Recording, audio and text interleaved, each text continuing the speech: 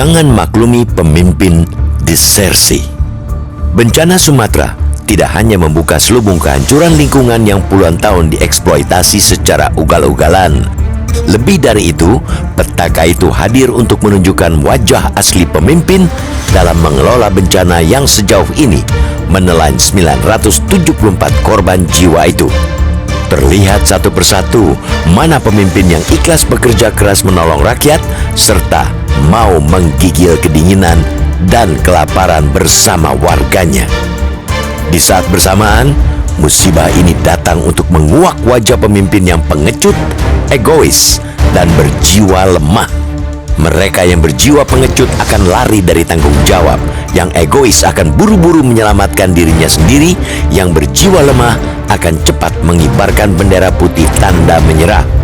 Bupati Aceh Selatan 2025-2030, Mirwan MS, suka tidak suka harus kita soroti bukan semata-mata karena minimnya empati, melainkan karena pelanggaran konstitusional jabatannya. Ketika rakyatnya terhimpit bencana, kehilangan harta benda, bahkan kehilangan saudara, Mirwan malah pergi umroh bersama keluarganya. Belakangan terungkap, izin meninggalkan Aceh Selatan tidak diberikan oleh Kementerian Dalam Negeri. Berangkat umroh adalah sesuatu yang suci demi mendekatkan diri kepada Sang Pencipta melalui ibadah di Baitullah. Namun dalam situasi bencana dahsyat seperti yang terjadi saat ini, perjalanan umroh seorang kepala daerah amat layak dan sudah seharusnya ditunda. Ketika ia melayani dan melindungi rakyatnya, terutama saat terjadi bencana, justru itu adalah implementasi tertinggi dari amanah jabatan yang bernilai ibadah. Kehadiran dan tindakan nyata dalam penanganan bencana alam adalah manifestasi dari empati yang merupakan inti dari ajaran agama. Tidak mengherankan ketika Presiden Prabowo Subianto akhirnya angkat suara karena jengkel melihat ada kepala daerah lari dari gelanggang bencana. Dalam keadaan bahaya meninggalkan anak buah. Aduh, itu nggak bisa tuh. Sorry. Yang meminta Mendagri Tito Karnavian memproses Mirwan yang dinyatakan sudah dipecat Gerindra, partai yang dimotori langsung oleh Prabowo Subianto. Bila mengacu pada Undang-Undang Nomor 23 Tahun 2014 tentang pemerintah daerah, kepala daerah yang melakukan perjalanan ke luar negeri tanpa izin dari Menteri Dalam Negeri terancam dijatuhi sanksi. Dalam pasal 76 ayat 1 huruf I Undang-Undang Pemerintah Daerah, kepala daerah yang melanggar bisa dikenai sanksi pemberhentian sementara selama 3 bulan.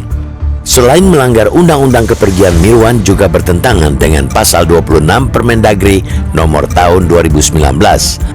Aturannya sudah tegas menyatakan bahwa izin perjalanan dengan alasan penting tidak dapat diberikan kepada kepala daerah jika di wilayahnya terjadi bencana alam.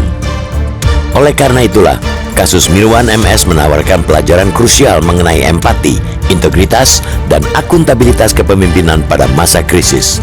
Kita mendorong pemerintah pusat benar-benar menjatuhkan sanksi yang tegas untuk Mirwan.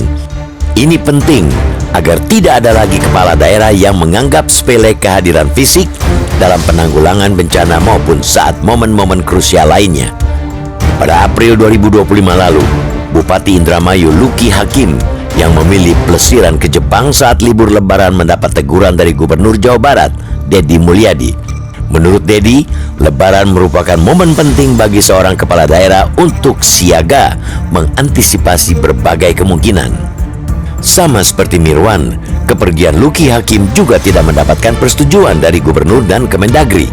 Ketika itu, Luki hanya dijatuhi sanksi pendalaman tata kelola politik pemerintahan selama 3 bulan di Kemendagri.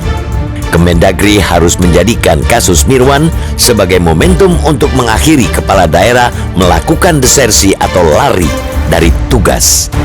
Seorang pemimpin harus memahami bahwa pengabdian tertinggi adalah berada di garda terdepan untuk melayani dan melindungi warganya.